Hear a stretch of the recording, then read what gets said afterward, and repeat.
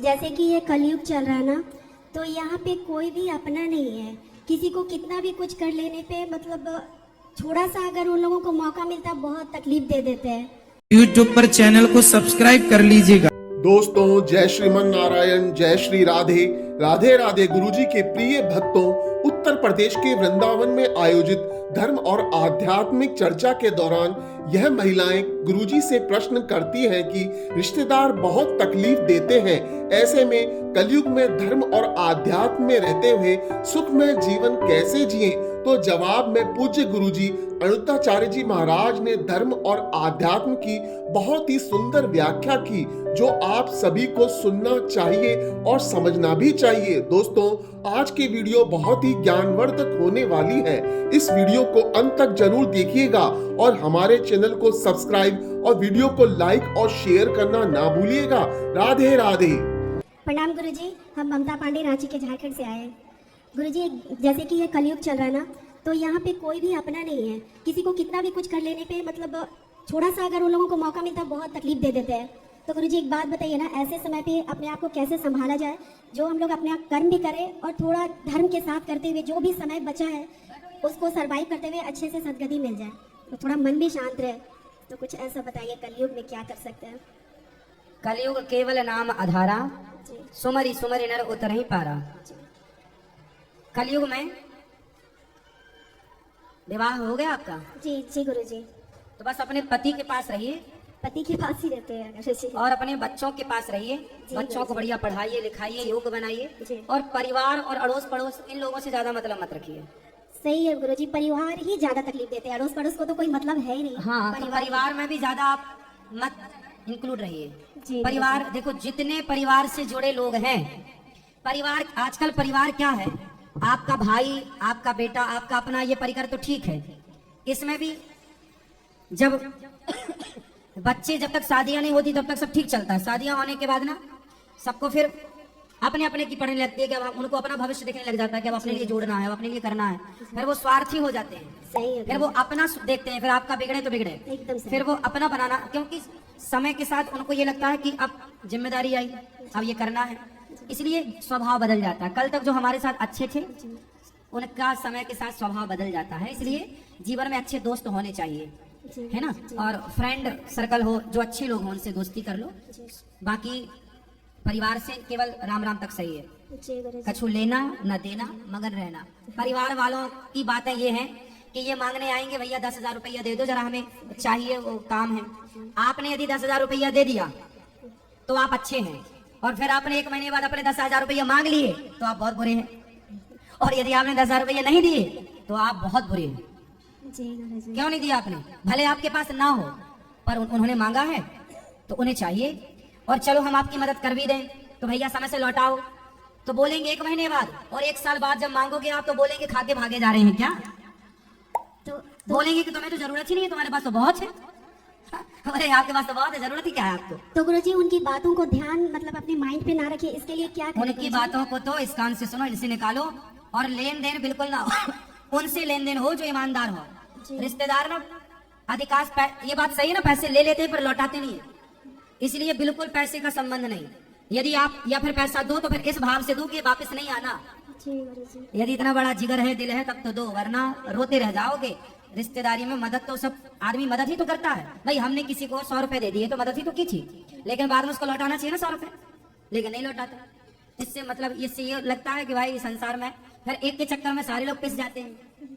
सबको इसी दृष्टिकोण से आदमी देखने लगता है। गेहूं के साथ घुन पिसता है, ये कहावत सुनी होगी। इसलिए परिवार के साथ कैसा व्यवहार हो, कछु लेना ना देना मगर रहना। कोई बुलाए तो चले गए, राम राम करके आ गए, चुपचाप, ज्यादा बोलना नहीं। रिश्तेदारों में क्या होता है, ये रिश्तेदार उस रिश्तेदार से मिलेगा तो आपकी बुराई करेगा, और जब आपके पास आएगा उसको छोड़कर उसकी बुराई करेगा जिससे आपकी करके आया है। यही चलता रहता, यहाँ का वहाँ, वहाँ का यहाँ। इसलिए ये मकड़ी का जाल, इसमें ना उलझो तो अच्छा है। गुरुजी मेरी बेटी है और मेरे पति भी साथ हैं, इनको भी आशीर्वाद दे दीजिए। खुश रहिए, खुश रहिए। सादर प्रणाम सभी को, राधे राधे। राधे। महाराज, मैं ये पूछना चाहती हूँ कि धर्म और आध्यात्म, ठीक है, धर्म और आध्यात्म में बड़ा कंफ्यूजन लोगों को हो जाता है। धर्म से आध्यात्म को रिलेट कर देते हैं, तो मैं ये चाहती हूँ कि आप थोड़ा सा इसकी व्याख्या करके मुझे थोड़ा सा, और सबको ही इसका वो होगा कि धर्म और आध्यात्म दोनों अलग अलग चीजें हैं या एक है, या हमें कैसे इन दोनों को एक दूसरे को पूरक है। जी, धर्म क्या है? धर्म न दूसर सत्य समाना, अहिंसा ही परमो धर्म। धर्म क्या है? धर्म है धारण करने की वस्तु। बिना धारण किए धर्म को हम धर्मात्मा नहीं हो सकते। अब धारण क्या करें? तो सत्य को धारण कीजिए। दया ही धर्म है, दया धर्म का मूल है, पाप मूल अभिमान, तुलसी दया न छोड़िए जब तक हट में प्राण।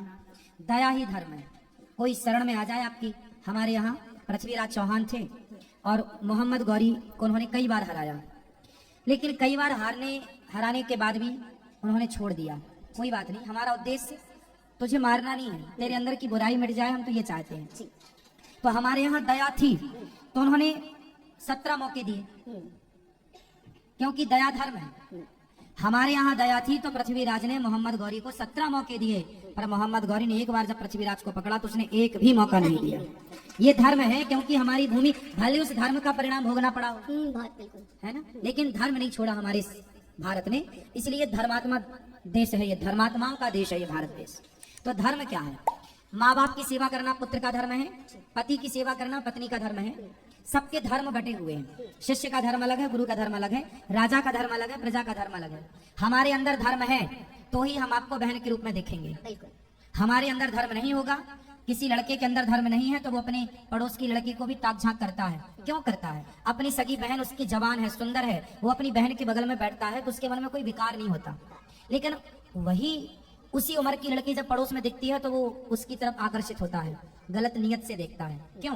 अपनी बेटी के लिए, अपनी बहन के लिए तो धर्म है कि मेरी बहन ऐसे नहीं देखना गलत तरीके से, उसके लिए तो धर्म है, पर पड़ोस की बहन बेटियों के लिए उसके अंदर धर्म, तो उसके अंदर धर्म तो है लेकिन सिर्फ अपनों के लिए, तो वहां पे धर्म की मात्रा है कम। अच्छा, एक व्यक्ति और है जो अपनी बहन को भी बहन के रूप में देख रहा है, पर अपने गली मोहल्ले की प्रत्येक नारी को जब देखता है तो बहन बेटी के रूप में ही देखता है। समझ लो इसके अंदर धर्म 100% है।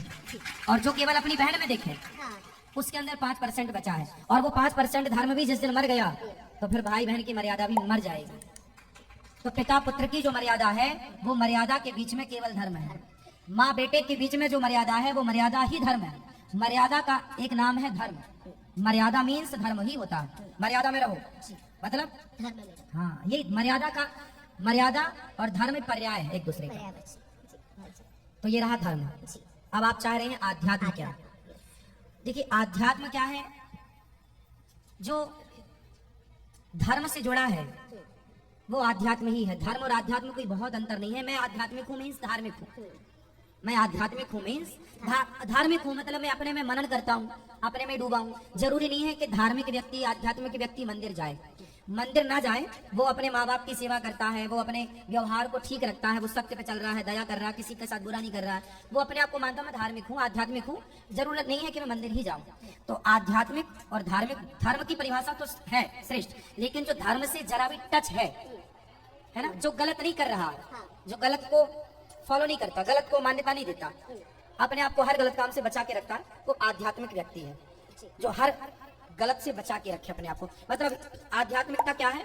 एक सुरक्षा कवच है जो हमें हर गलत काम को करने से इसलिए रोक देती है क्योंकि हम भाई आध्यात्मिक हैं, हम ये काम नहीं करते। ये आध्यात्म। थैंक यू सो मच, धन्यवाद महाराज। खुश रहिए।